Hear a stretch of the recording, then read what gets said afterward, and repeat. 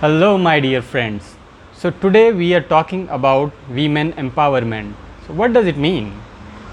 Empowerment means to give power to the women folks.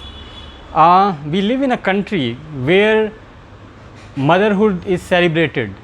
We worship mother goddess, or we worship the rivers which are also mother, and we call our country as motherland, mother India. So much of women adjective for the mothers, even to the cows. But when it comes to the reality, do we really very much empower or give power to the women folks? No, it is not. We keep them behind the veil. Most of the time they are not given those rights which they should get, be it in the in the outside world, be it to participate. But things are changing for sure. We see now a lot of women, more and more women are participating, they are coming out, they are participating, they are engaging with communities.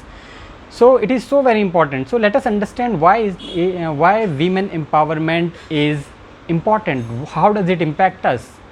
So they always say that when any woman is empowered, she is educated, the whole family, they say normally a woman can make or break a family. If she is educated, the whole family will be educated. If she is not, the family will not be able to flourish.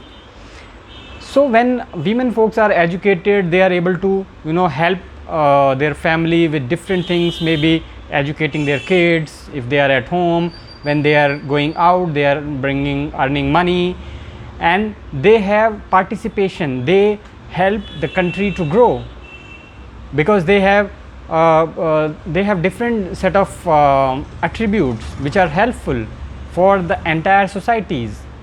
There are many jobs where women are preferred, where they are able to deliver their services in a much better manner than the man. So why should not they be given those opportunities? Why should they not be treated equally as we treat them as the mother goddess?